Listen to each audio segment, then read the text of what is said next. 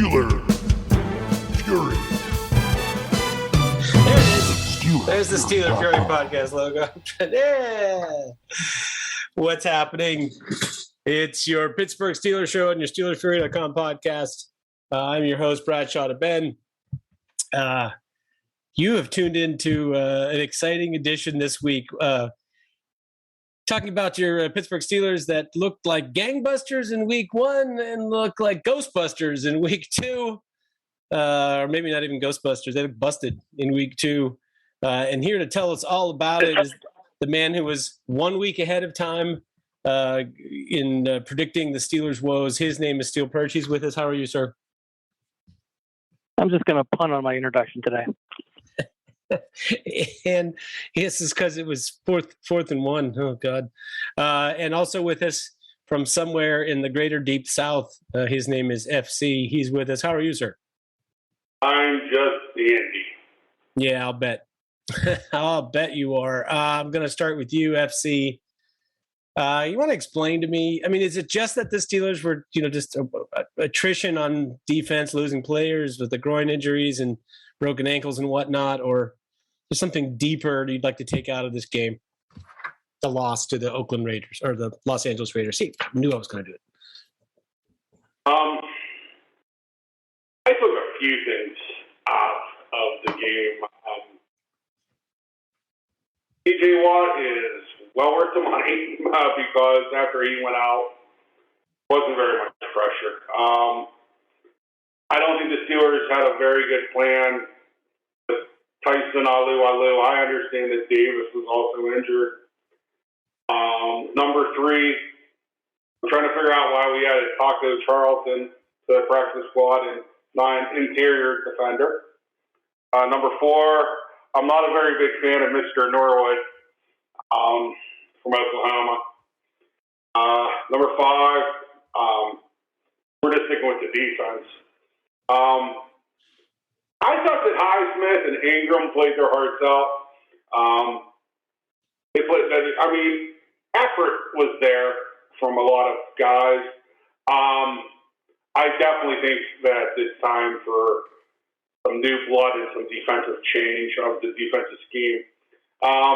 The expectation of Joe Schobert to run with Darren Waller at all, not a very smart defense. Now, I understand there's plenty of teams that drop linebackers in the coverage, but Darren Waller's a special player. I don't think you have to triple team him. If you have to triple team him to stop him, you're going to have quarterbacks. Intelligent quarterbacks like Derek Carr eat you up. So, a lot of problems with the game. I mean, Perch, first week, they don't blitz at all. They get a lot of pressure. Second week, it seemed like they got caught in blitzes, especially late in the game. Like, I guess I don't understand why you're having so much success in coverage. Is it just missing Joe Hayden and missing Devin Bush? What caused them to feel like they had to blitz more? And you got to give the defense a bit of a pass. You got 5 key defensive players out. 2 of them basically, got hurt the last day of practice and were game time decisions and couldn't play. And another couple guys got hurt during the game. You're really testing your depth. And the Raiders' offense is explosive. They've got a lot. We talked about it last week. They've got 5 or 6 good receivers plus a great tight end. There's a lot to cover there. And Carr's, he's improved. He's a pretty good quarterback. So, you held them to 9 points for a half, 16 for through 3 quarters. And then, the wheels kind of fell off late, mostly because of one busted coverage. I don't have much interest at all in that side of the ball. I mean, you give the defense a bogey last week. The Steelers' offense is anemic. It's awful. Yep. I'll throw a little trivia question out for you guys. The last 8 regular season games, 2 this year, last 6 last year. Give me a guess at how many points the Steelers average in the first half over the last 8 games. 9. 8. 6.6. So if you I just did the math. So if you extrapolate that, the average team in the NFL, averages 24 a game, which is about 12 a half. The worst team in the league of the last 2 years averages about 16 points a game. The Steelers, with a Hall of Fame quarterback and what we think is pretty good receiving talent, is averaging 6 in the first half. I think they scored, one or two offensive touchdowns in the last 20-some games on their opening drive. It may be even worse than that. It's just a horrendous number. I'll have to look that one up. But they can't script anything. They come out very, very conservative, very, very cautious until they get behind, and then they open up the offense, and all of a sudden it's like, hey, we've got a lot of talent here. Yeah, it's the entire offensive staff needs fired. The offensive line coach, the coordinator, everybody. Fire them all. We need a complete new scheme. Everything needs, and it's really just basically tied to Ben at this point. He's going to finish this year. From what I've seen so far, I can't see him wanting to come back for another one. But they need to completely overhaul that side of the ball and really take Tomlin. Find either the next bright upcoming offensive mind or an established, offensive coordinator who's very good, who maybe gets fired from a head coaching job, and give them complete and total autonomy on that side of the ball, and let Tomlin and everybody else within the organization keep doing what they do with the defense, because this offense is just a fucking joke. I don't know, man. It's like, I think if you don't change the head coach, nothing is going to change on offense, because I think that cautious approach how many years? We're all Steelers fans. Every year the Steelers dominated the line of scrimmage. We are the best rushing team in the AFC North, and we have the best rushing defense for years. Yeah. Now we are dead last 2 years in a row, and it's so bad. If you look at the stats, it's 2 games of stats, big deal. Cleveland has triple the rushing yards the Steelers do, and Baltimore has quadrupled the rushing yards. Those are the 2 best rushing teams in the NFL, and the worst. The gap between us and the teams in the division who are competing to win the division on what is the Steelers' identity could not be bigger. All right, we cannot run the ball. Here's the thing, Perch. You could talk about identity all you want, but it's like they don't even do their running game any favors. Like they have this offensive line who is new and they're trying to learn on the job. I get that part of it, but where are the screen passes to give them, a little bit of something to work with, get them on the move, and where is the kinds of a couple of plays per series where they have an advantage in scheme? Like right now, it just feels so vanilla. It's not even that it's conservative; it's that it's conservative and vanilla.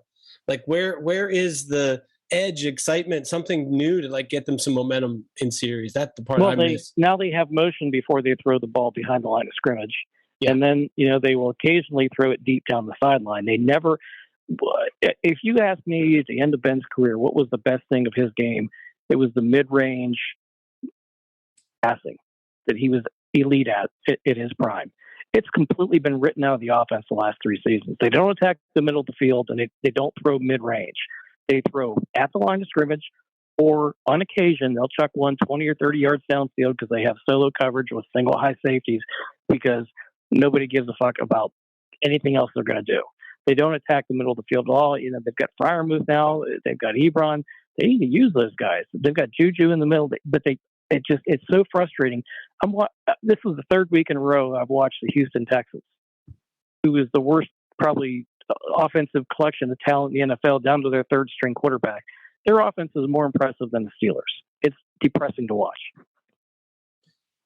Yeah, FC, like, how do you protect a young offensive line? I guess let me just turn it into a question so you can talk about it.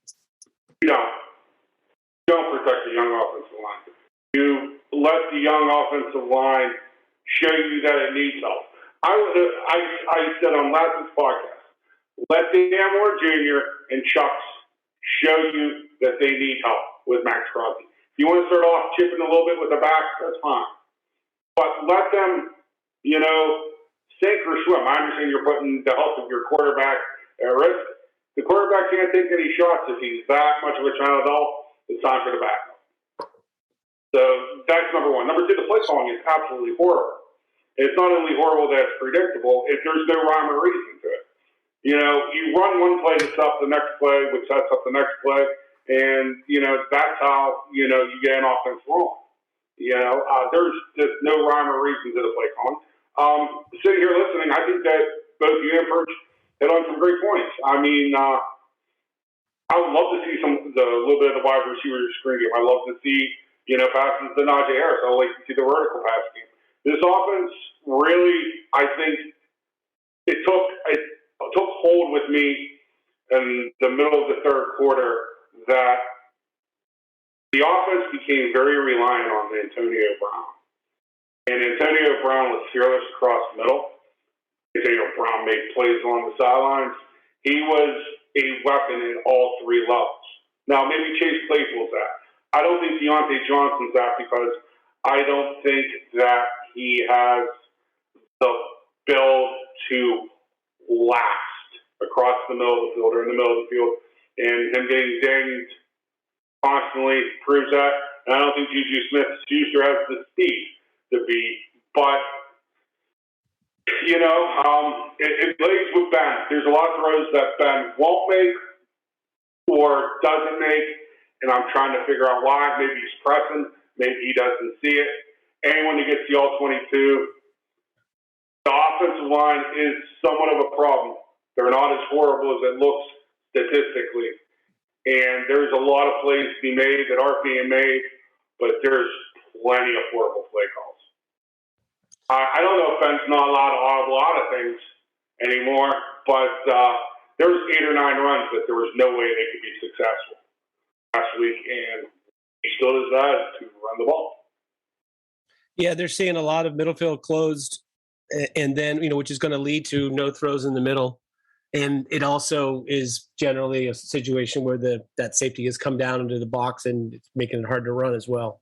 So until you get until you get them out of the defense they want to run, you're not going to have too much success doing that. But I don't know, as far as whether Ben is, not making the throws, not supposed to make the throws, I get the feeling that just this whole mentality that he's asked to do early in the games is, we got a good defense, so don't take any chances at all with the ball early in the game. And I think you can't really be an NFL quarterback and never take any risks. I think you have to be judicious about when you take your risks. Early in the game, some point where it's you need to play, but they seem to be very content with not forcing anything early in the games. And I just feel like in the modern NFL, no matter how good your defense is, there's just no chance for them to stand up for very long. Perch, it's week 2 of 17, so I hesitate to make any judgments about Ben or about the offense or about this team. The one thing we can make a judgment about, I think, at this point is Mike Tomlin's coaching style and the decision to not go for it 4th and 1, near your own 40-yard line, down 2 scores late in the game. That just went back to, to me, the Cleveland game was the straw that broke the camel's back for me, because he did it twice in that game. Didn't go for it on 4th and short in a game where they obviously needed every bit of offensive momentum they could muster. There's no overcoming that, is there? I mean, you want to offer any positive hope for me going forward? No, you're talking to the wrong guy. We're all talking to the wrong guy. There's talent there. That's the one thing I will say. It's not that the Steelers don't have the ability to make plays. And making plays is contagious. Yes, you hit the nail on the head whenever you said that they're coaching to win a 9-6 football game, and in the modern era, you got to be able to score 42 points sometimes. Yeah, I'm just absolutely disgusted. I didn't realize how fucking horrible we were. I mean, Perch just set this off perfect with what kind of fucking script does Canada have? What kind of script does that offense have over the last 10 weeks to be averaging that few points? Well, you could just see what they're doing. The first few plays are always so, short throw to the outside, test the run game, and then, try to get a guy catch and run on 3rd and 6 or 3rd and 7. I mean, it's like that's like as predictable as death and taxes right now. I don't think it's a static situation that's going to stay the same the rest of the year. It's just something has to happen that changes the strategy and the behavior, because, like I said, it'd be one thing to be worried about your offense, but at least you're giving them a chance with some creative play calling, something that one play builds on another, as you said, or even just, like I said, it's a fake screen one way. You throw back to Najee Harris or Freiermuth on the other side, or Juju or something. It's a fake screen, and you throw up the seam to a tight end. This is the kind of thing that is there because of how teams are so overplaying what the Steelers are doing. And I just don't know, like, who is self-scouting this team? They're not doing a very good job of it. Like, they should be looking at the second half of that Indianapolis game and being like, we can do this. We can do this with even the offensive line that we have. Why aren't we attacking more? Offensive line is I would like to say that for the third time. When's the last time we saw a game-specific either game plan or script of plays where we saw something the Steelers hadn't done week in, week out for the last 3 years, just that catches us all off guard and catches the opponent? Never. It's a little bit of lipstick on the pig with different motions and things just to try and trick the opponent before they throw the frickin' 1 yard pass.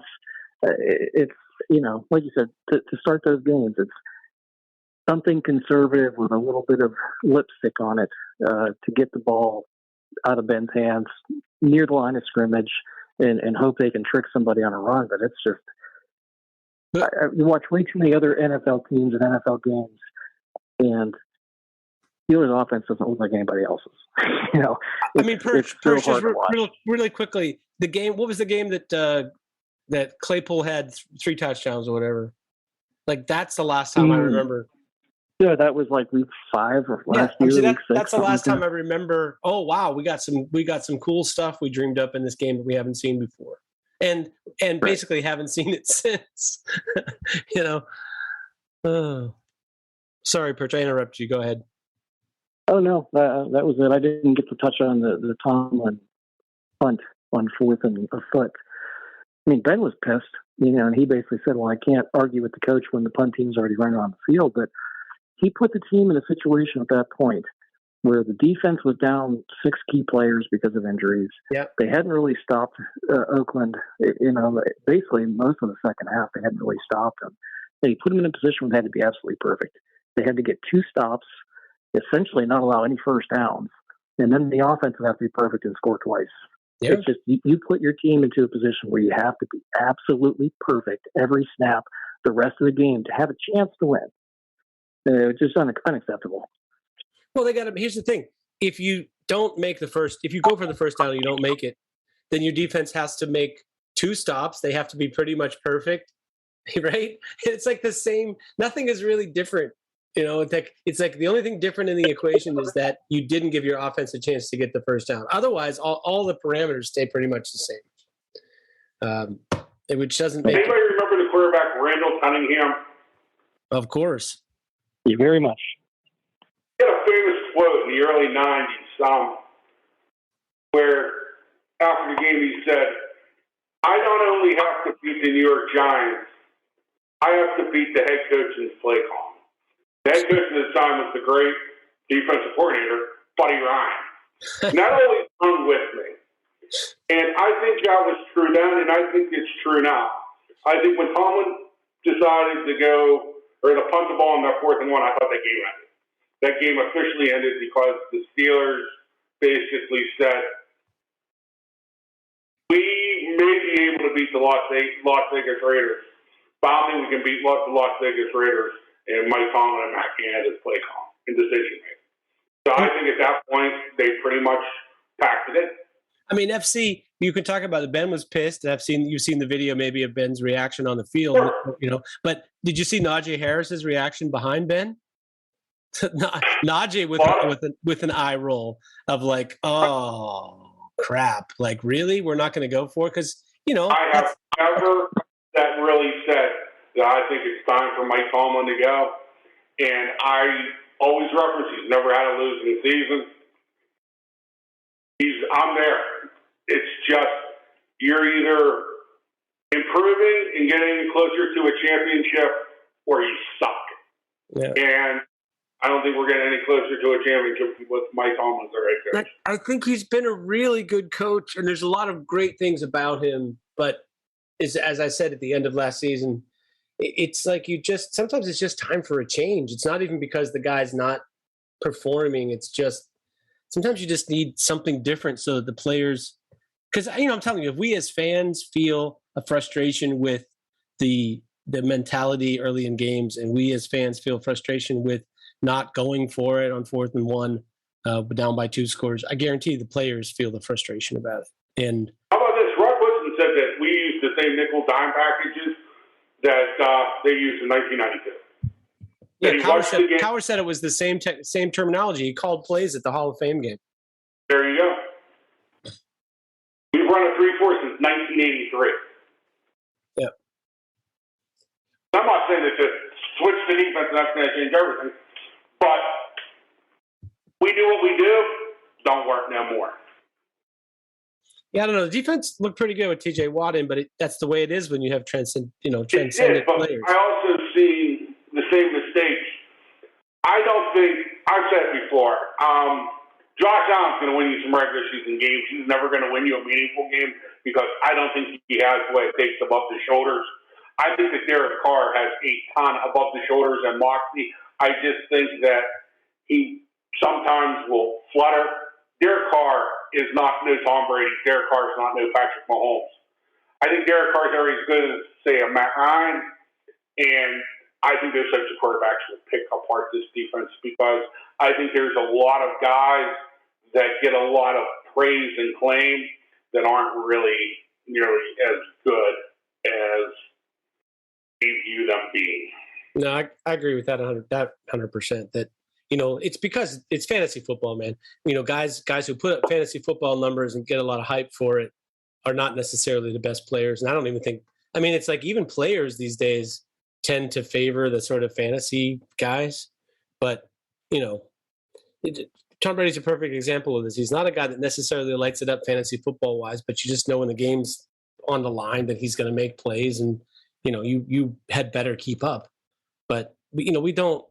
It just feels like we have the wrong mentality now as a team. That to me is the biggest thing about switching the coach. You've got a coach that's been there for a really long time. The league is really different now than it was in 2007, and it just would be helpful to have somebody that's thinking a little differently than you thought in 2007, 2008, when he came in, that was the right mentality. They had the team built exactly for that mentality, but not anymore. Especially, I mean, I like Perch said, I don't want to criticize the defense too much when you don't have T.J. Watt and you have a hampered Alex Highsmith apparently had a groin, injured his groin during the game. Then on top of that, you're missing Joe Hayden. It's like you've got backup players in the secondary, no Devin Bush. So the coverage is not as strong. It's already down a couple of rungs, and then you're missing that pass rush to cover up for it. One or the other missing is one thing, but both of them missing against a smart quarterback with at least a couple of good weapons, then it's sort of understandable. But the offensive performance, as you said, FC, you made the point a couple times now. The offensive line may not be great, but they're not as bad as they look statistically. But I think just they're not really getting any help, and for that matter, this receiving core that's supposed to be a great receiving core is not really making some extra plays to bail out their offensive line and quarterback, who are both, have issues right now that are related to one another.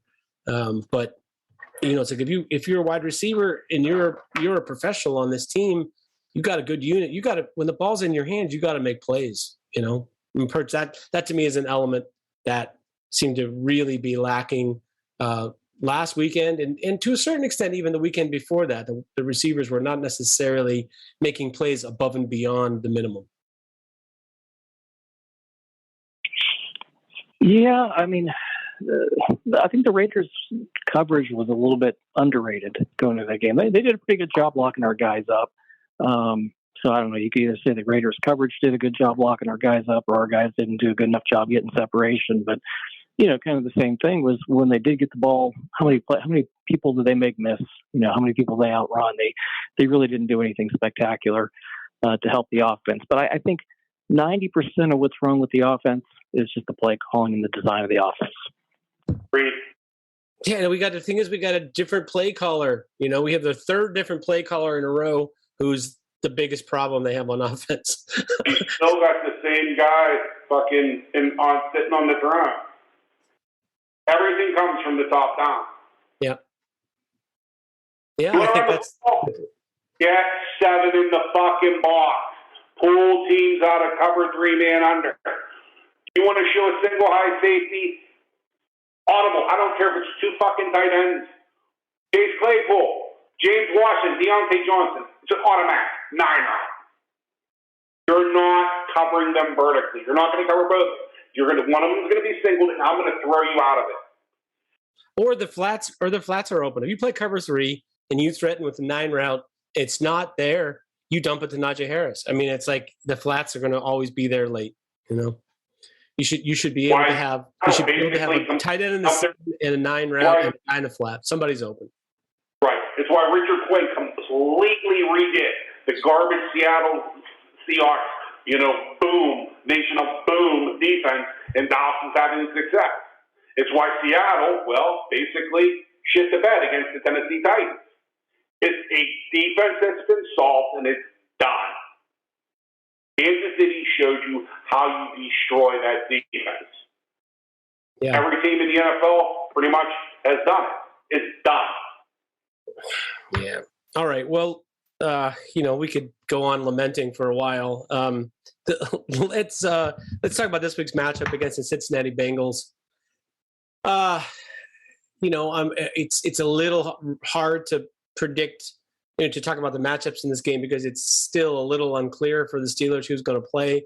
FC, Ben limited with a left pec injury. I don't know how much that is really going to impact what he's able to do, but it sounds like it's going to impact it a little bit. It sounds like TJ Watt's going to play. It sounds like Joe Hayden is going to play. It doesn't sound necessarily like Devin Bush or Deontay Johnson is going to play. Which one of those people probably not going to play do you think has the most impact? Probably. Wow, it's tough. I thought that Bush was going to play, but I understand he had a Bush practiced today. What are you hearing that he's not going to play? I thought that he did not practice today. So Highsmith was still out and Bush was back. Right, that was my understanding. So I think Bush being back is actually helpful. I'm going to be honest with you, and there's going to be a lot of people that may say, I'm not happy that TJ Watt's going to play this week. If he got pulled and they took his helmet, he felt something pop. I think we need, if the team's going to have success and make the playoffs and even have a miraculous turnaround, I know one first fucking place, the miraculous, and that's something that could be a problem. But of all the people you named, man, it's hard not to say Joe Hayden after what we've seen last week. And I hate to say this, I think this is going to be the best receiving board the Steelers face this year. I actually think the Bengals have more talent in their top 3 than either the Bills or the Raiders. Do the Steelers play the Chiefs this year? Because I think they do. They do, but they haven't faced them yet. I'm just saying, so far this year. So far, okay. Fine, just clarifying. Yeah. No. I guess what I'm saying is I'm with you a little bit on TJ Watt, although I will say with the adductor injury that sometimes it just pulls on you and it isn't necessarily indicative of a long-term injury. It's more a function of not using it very much. And, it's sort of like all of a sudden catches, but it doesn't necessarily be something that lingers forever and ever in my experience. But it could also be that he tweaks it again worse, and then he's out for 6 weeks, and they're doomed. What exactly is wrong with Deontay Johnson's knee? I've looked, and I haven't been able to find too much. I don't know. It's bothered. He's left the game. Well, he left the game week 1 with it, and came back, and then re-injured it on the last play of week 2. You got me. I have a feeling that it's not like a sprained ligament. I think it's more like a contact injury, but you got me. Don't know, and they haven't been really so forthcoming with what it is. But to me, that I was a leading question. To me, I feel like Deontay Johnson does something that nobody else on their team does, which is he can beat press coverage and get open right away. So that if your offensive line breaks down, you got a guy that you can go to regularly. and I feel like the rest of the receivers don't really have that aspect. So if you're missing Deontay Johnson, what kind of offensive attack are you going to have? I mean, that's what scares me. I go up to James Washington and tell him, well, this is probably about a $20-25 million, couple weeks for you. Not from us, but you want to get paid, you're going to have the opportunity to get paid by someone next year. Here's your chance. Take advantage of it. Yeah, that doesn't inspire me with confidence. I actually like James Washington, always have. Yeah, it's I just know he's had some drops, but it's never really been an effort thing for me. So, I have a soft spot in my heart for him. Sure. I mean, I admire the effort that he gives. It's just what his skill set is not a replacement for Deontay Johnson. I mean, even if they move Juju outside, and so they have Claypool and Juju on the outside, or Claypool and Washington on the outside, or Juju and Washington on the outside and Claypool in the slot. Maybe you can try to do some stuff with that. But Perch, I'm still missing that. I think Freiermuth has skills. If you throw him the ball, he's going to catch it. That part of it doesn't concern me about his receiving game. But I don't know. I'm still not. Are you seeing something different than I am? Because I'm still not seeing him really being able to get to the second level quickly against defenses. When the quarterback gets the ball out in 1.2 seconds, it's pretty tough for your tight end to get to the second level. I know he's fast, but he's not quite that fast. Yeah, I'm just saying Ebron did it last year. He even with the drops and the problems that he still had a very productive season compared to this. How many routes does Freiermuth even run? He's not. He's splitting time at this point. Like I said, I greatly trust his hands over what we've seen out of Ebron. Well, and Ebron, he's still got good speed. He can run those routes. But again, it comes down to play design and play calls. And if it's not some, pass at the line of scrimmage or one-on-one on the outside thrown at 20 yards down the sideline, it's not in the offense. There is no intermediate passing game. There is nothing attacking the middle of the field. There's nothing down the seam. It doesn't exist.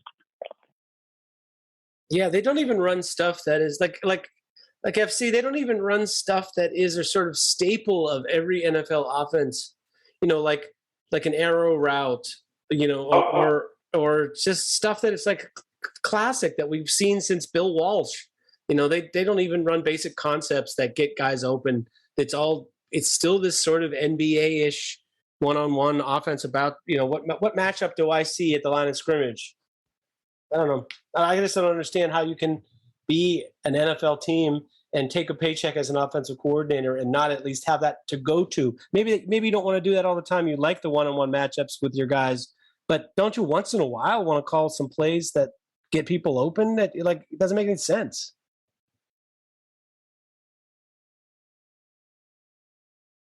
That's for you, FC, unfortunately for you. I have ideas. How about this? Instead of doing an offensive script, Matt Gannon should go to the board and say 10 vertical shots. That's his goal. Najee Harris, 25 touches. That doesn't mean 25 rushes. 25 touches. Those are the things that you have to do every game. I got to have at least 10 shots in the passing game over 20 yards. I want to get Najee Harris 25 yards or 25 touches.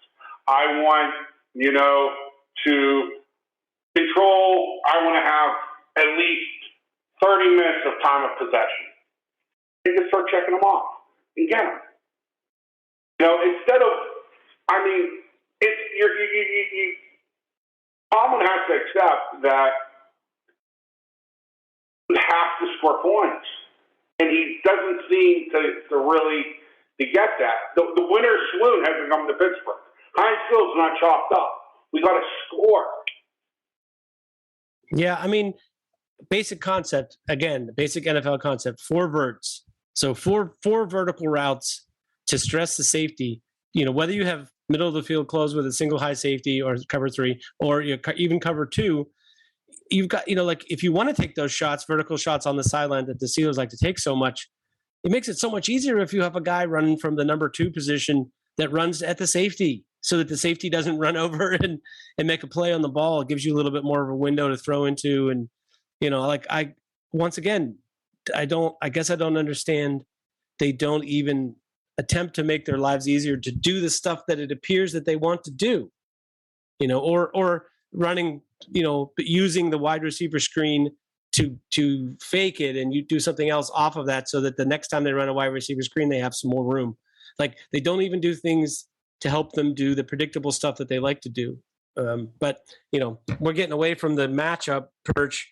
In this game, with who they have to work with and the condition that their team is in,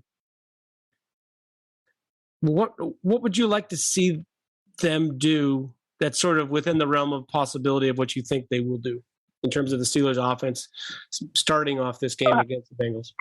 I mean, kind of old school Pittsburgh, Cincinnati, and just bludgeon them with the run. I mean, there seems to be one game every year where we play Cincinnati where we run for, 170 yards and just control the clock and dominate on the ground. I think that that's something that's feasible, just sticking to the run. I don't think that the front of Cincinnati is that great defensively against the run. I think that's something that they can do, and just, have an attitude game and say, guys, we're either going to run a ball in this team or we're going to lose the game, and just have that in their mind. And the other thing is, where's all the screen passes to our running back?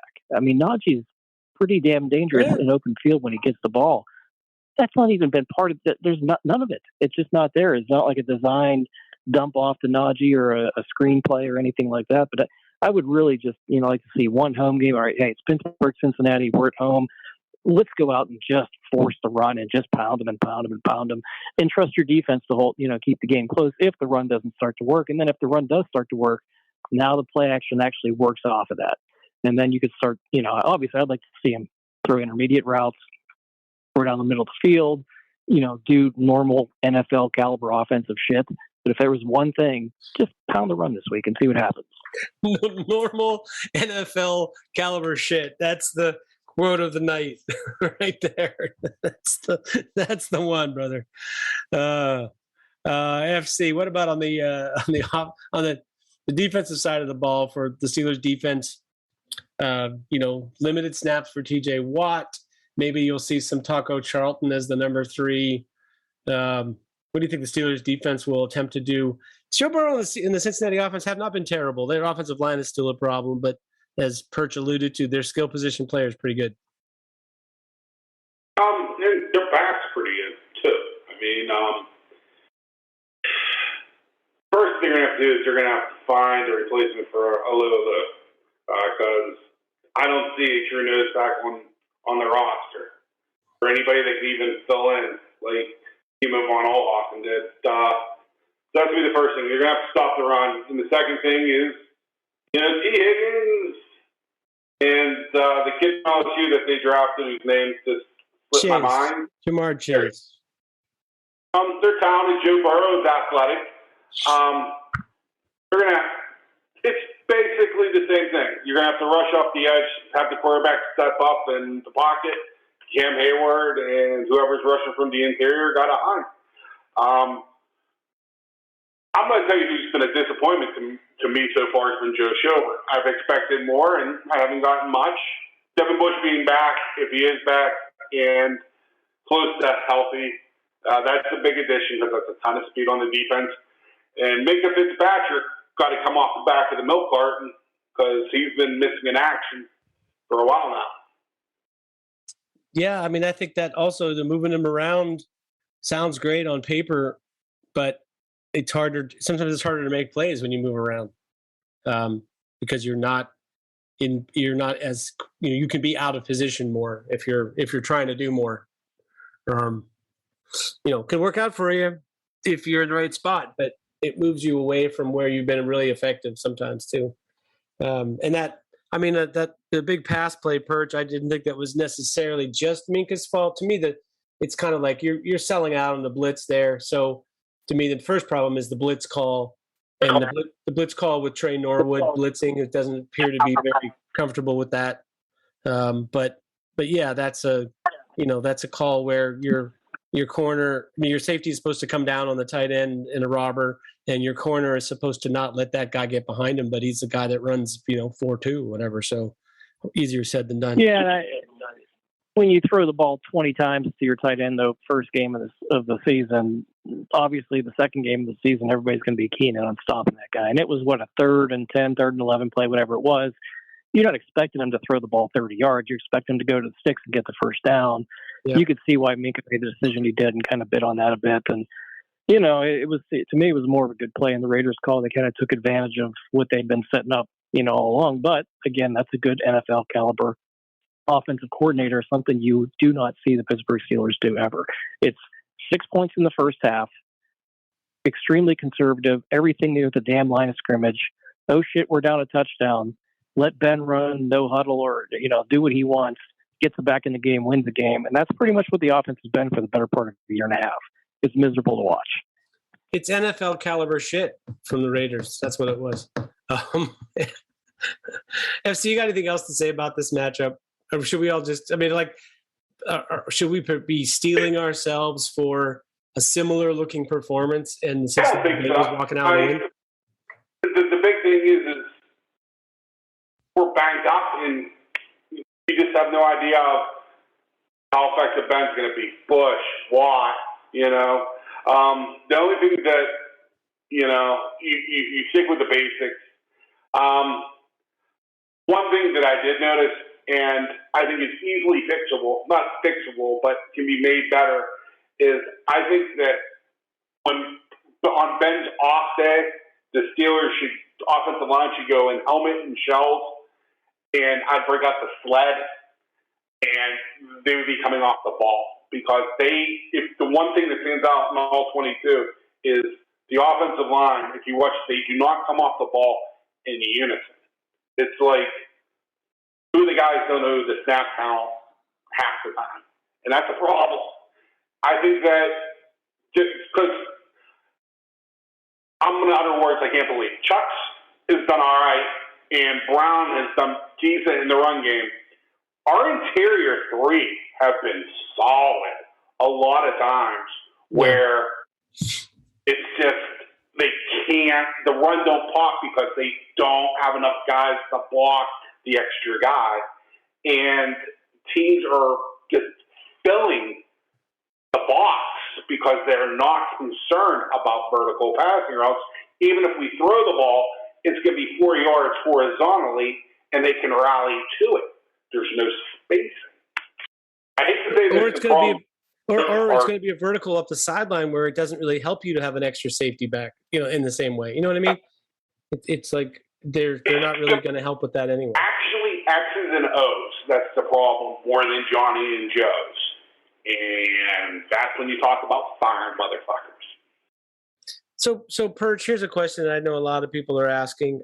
I feel like I know what the answer is, but you're having trouble running the ball. An average football fan might say, well, why don't you put a fullback in the game? Steelers have potentially a good fullback. Why don't they do that more? I'll ask you, why don't they do that more?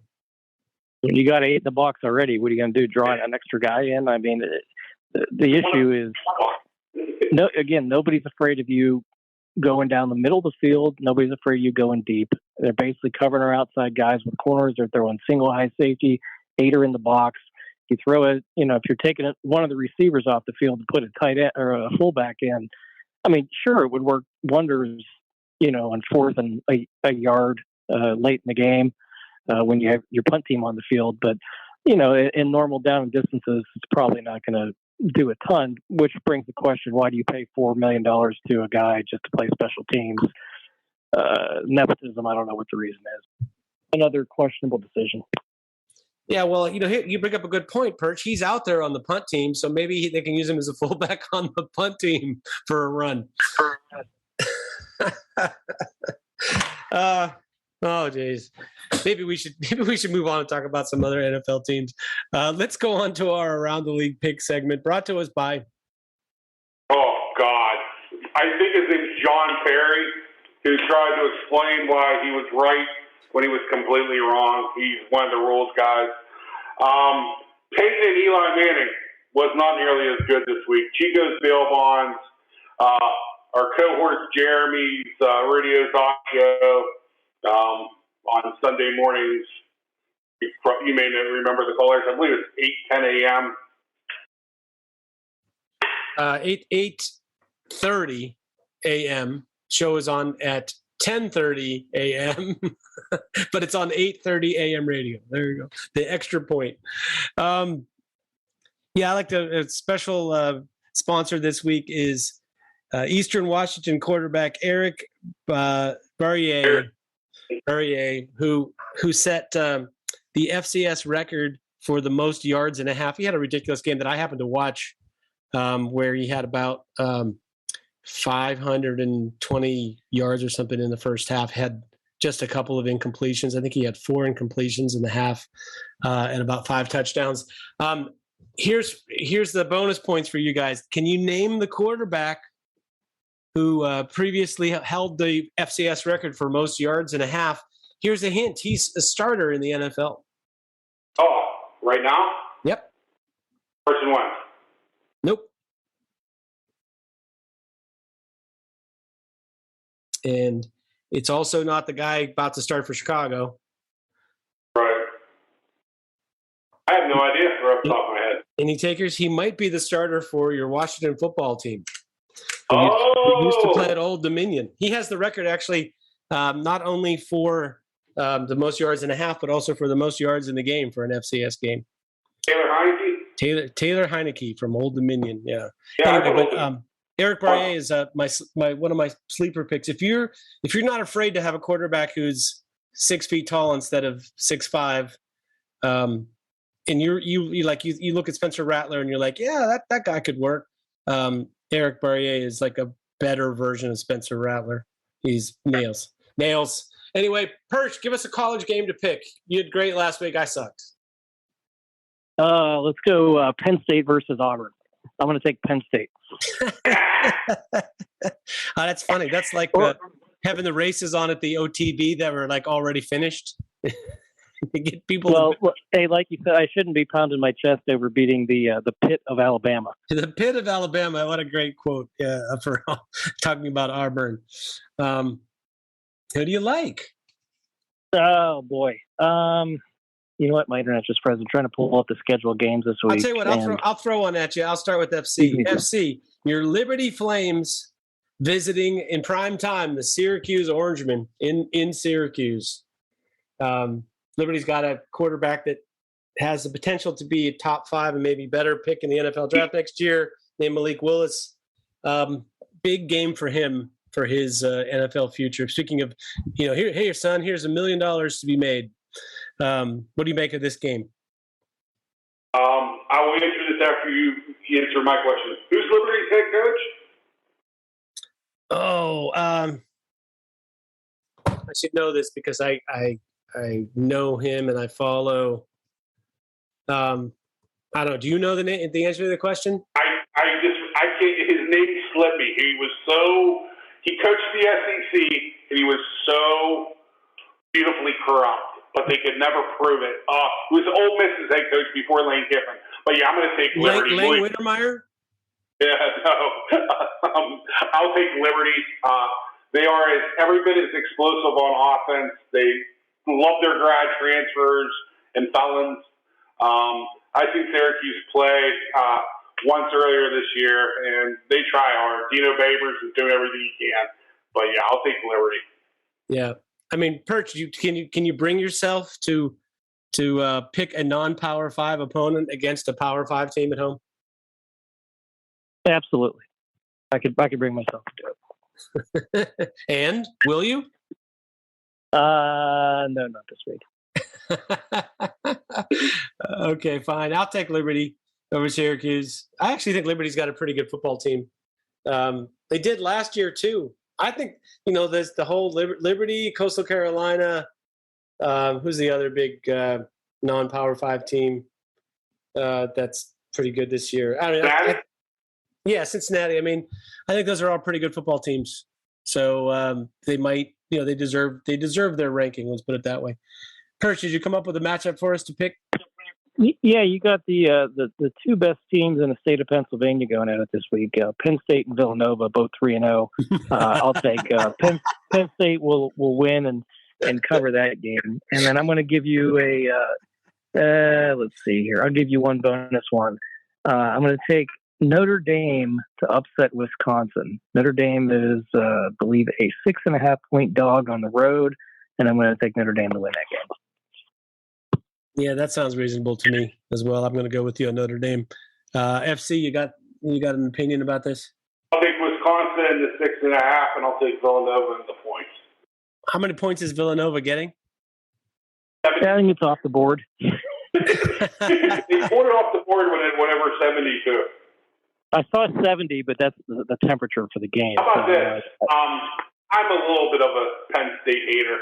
I'm more of a guy that likes to fuck with Perch about Penn State. Brisker, that safety from Penn State, he won't be a good one. Hey, Peasy Jr. is actually. I've been telling you guys about Peasy Jr. for about 5 years. I've seen him most of his high school career here, and he was a really high recruit. Everybody wanted him, and he's got some Jalen Ramsey to him. He's still got to kind of put it together. He's still kind of green, but just his size and athleticism. Very good comparison. He's fun to watch. Hey, very good comparison. First thing. I got two things. First thing, I don't think Villanova stands a chance of beating Penn State. 72. But 70 is an absolutely ridiculous point spread for a 3-0 football team going to Penn State. You know what I mean? 35, like, okay, I get that. 70 is ridiculous. I think that's the temperature. It's on Oklahoma versus Iowa State circa 1986. Yes. The other thing is, Perch, is it possible that Penn State kept the wrong quarterback? Because Will Levis, to me, in 2021, looks like a better quarterback. It's possible, yeah. I mean, it wouldn't be the first time they let a pretty good quarterback get away. Yeah, I just feel like watching one right now. I mean, I'm really curious to see how the rest of Kentucky's season goes because they're not exactly like going to a football powerhouse, and I feel like he looks like he's about 6 more games of this from being a first round pick. So just curious. I was curious what you thought about it, but it's obviously they're going to play everybody and he'll have his full chance to self-destruct. But I felt like that was. I don't think it. Speaking of local guys, Notre Dame letting Phil Jurkovec go and him going to Boston College and kind of reviving his career, and he looks like he's going to be an NFL draft pick. Yeah. He's got hurt; he's out for the season. But he's another guy. I've watched a lot of his high school career. He's from up the road from me here, and he basically lasted 1 year and saw that he wasn't going to get that starting job, and he was out. So you get a lot of that now. I mean, I think he was it Pine Richland or was he? Yeah, I think he was a Pine Richland guy. There was another guy I was thinking of that was from South Bay. Yeah, he's a nice quarterback. I have 5 friends in Western Pennsylvania that told me they thought that he was the real deal, and I followed his career at Notre Dame. Then we went to Boston College. It was hard to tell last year because how good their offensive line is. But he was good enough to run Anthony Brown out of there, and Anthony Brown saw the story at Oregon. So. I remember on this podcast many, many years ago, before the podcast actually went live, that you were asking me about a running back named Miles Sanders. Right. If you can recall. Yeah. You remember that? Yep, absolutely. You had heard that he was going to be one of the best players to ever come through that high school. But yeah, he was something else back in the day too. Yeah. Well, it'd be interesting to see. I've been really trying to track quarterbacks this year. By the way, Phil Jurkovec did play Pine Richland. Good call, FC. But yeah. So I don't know. You want to know any question about quarterbacks? I am tracking them all. So how about this? Before we get to our NFL segment, the battle of the 6'1" quarterbacks. You have to choose between the 3: Malik Willis, Eric Ferrier, or Matt Corral. Oh, 100% Malik Willis. 100%. I actually have Matt Corral third in that. Really? Yeah, I have Matt Corral first because I think that's a special arm, man. Oh, does he have beautiful touch and good arm strength? I understand what he's throwing to. If anybody hasn't seen Ole Miss play football this year, they are as close as you're ever going to get to a video game. Lane Kiffin would onside kick every time if he could. Yes, I see that. No, I think that's part of it. He's like Sam Howell was last year. He's inflated by the talent around him. Decision making is kind of questionable at times, and I just feel like he's not going to be as good an NFL player as he is playing right now. But could totally be wrong. I mean, I feel a little bit like, the comparison, I can't unsee it now that I saw it. The way his body is built and the way that he kind of plays the game, I feel like he's Matt Leinart, who you want to fall in love with because he's really tough in college and won a lot of games and figured out how to, make plays with a great team around him. And then he got in the NFL and he couldn't really carry a bad team, and that was the end of his career. So that's kind of how I see Curl. So, maybe he's better than that. His touch is amazing. I will give you that. Got Alabama coming up in a couple of weeks here. Hopefully that maybe will change your mind. Yeah, we'll see something. Exactly. How about a pro game? Anybody like to pick one? How about the Chiefs and Chargers? Let's make it simple. We'll go straight to the top. Chiefs hosting the Chargers. Are Chiefs at the Chargers? I'm sorry. I think Chiefs are at the Chargers. Chiefs are home. They're home. Okay. Chiefs are home team. Chiefs coming off the loss. Chargers, everybody's darling team right now with Justin Herbert's everybody's darling quarterback. The guy from the Senior Bowl, Matt Nagy. That's Matt Nagy? No, that's Jim Nagy. Tweeted last week that who would want to? What other quarterback would you want to have the next 10 years of his career besides Justin Herbert? And I was like, have you seen this guy that plays in Kansas City whose number is 15? Just asking. But he thinks Justin Herbert is going to be the best quarterback in the NFL. I'm not sure I'm willing to go there yet. I'll start with you, UFC. How do you feel about this game? I think the Chiefs are going to win. I think the Chiefs are going to cover. But I think that you're going to find out a lot about the Chiefs this week. His name, I got to quit smoking dope. I know I've been saying that for about 20 years since we've been doing the podcast. Only 20? The Chargers head coach, former defensive coordinator for the Rams, he is going to have those lads ready to play, and they are going to hit.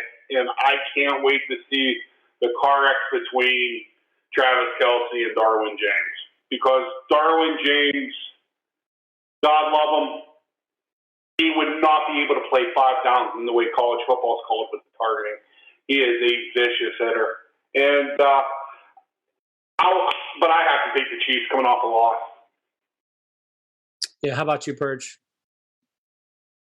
Yeah, I think the Chiefs got to be just pissed with the attention to detail and the things that they did to blow that game at Baltimore. Just dumb stuff. So they're coming back home. They haven't played particularly well, to their standards the first 2 weeks. I think and division rival and the Chargers always find ways to melt down. So, yeah, I think the Chiefs win and cover that spread easy.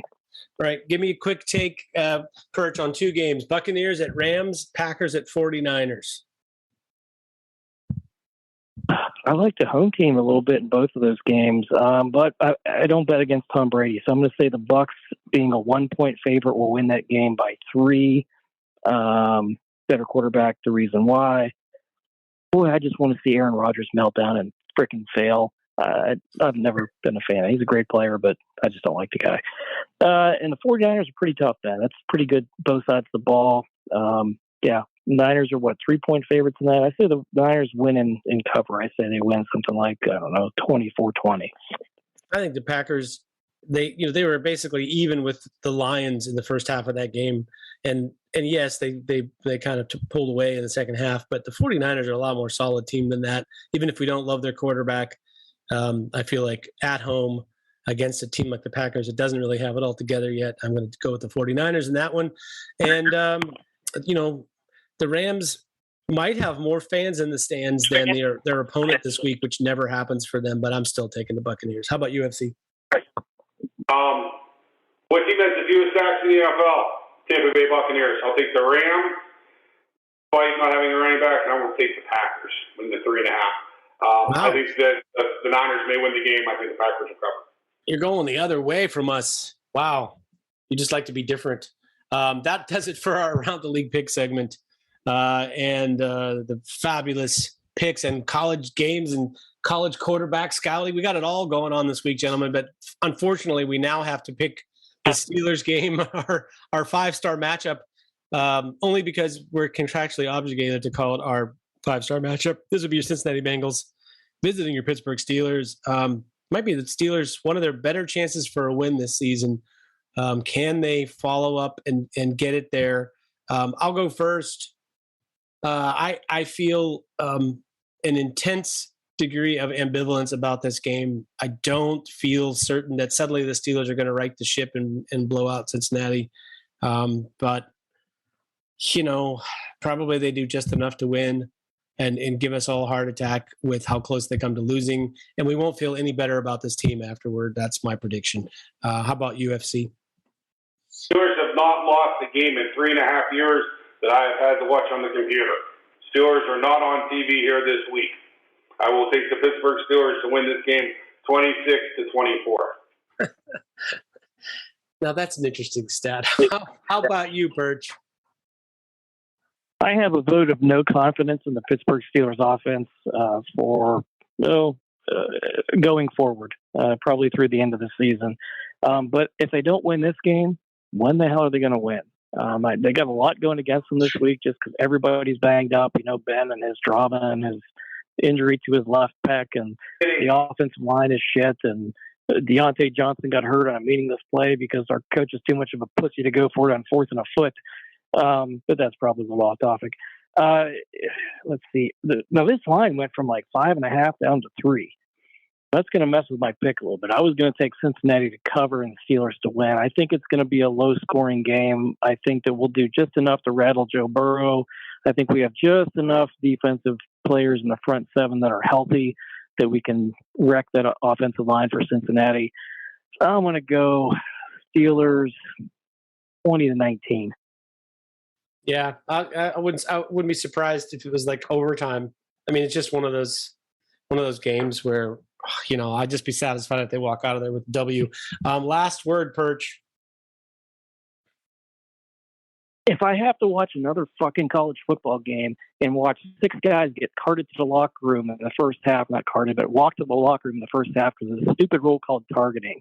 When I saw a play 2 weeks ago, I've been meaning to rant about this for several weeks, where a running back went low to the ground. The defensive player went with him. The running back was about, 18 inches off the ground. And when they collided shoulder to helmet, there was nowhere else for that defensive player to hit him, and he got thrown out of the game. It's just, just play tag at this point. Either get rid of that stupid targeting where if you want to call a penalty, call a penalty, but to throw guys out of the game for it makes college football unwatchable. So I'm only going to watch 3 games this weekend in protest. You're down to 3. That's funny. FC, how about you? Final word. I'm going to steal off of Perch's final word. I completely agree with Perch. But if you're going to put up this mirage of safety, I hate the National Basketball Association. But have targeting 1, which basically means you're out of the fucking game. Targeting 2, which means you're not out of the game, but you did make helmet contact.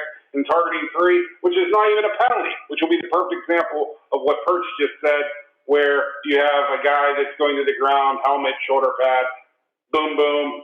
There ain't nothing wrong there. Make the game fun. You're getting, $55 billion between college and pro football? Don't kill the golden goose, boys. Yeah, my final word is let's talk again next week. Gentlemen, FC, Perch, and all of you who took the time to listen to this bloodbath. I'd just like to say, can't we talk again next week after a fine display of mediocre offensive shit? Because that would be a step up. Gentlemen, and I'll use the term wholeheartedly this week, on behalf of everyone else, I'm Will Massasack, a.k.a. Bradshaw to Ben, also known as Accidental Zen on Twitter. For my friends, FC, Steel Perch, and everyone at SteelerFury.com, I'm saying, go get them, Steelers. The Steelers. Ciao. Here we go. Steeler Fury.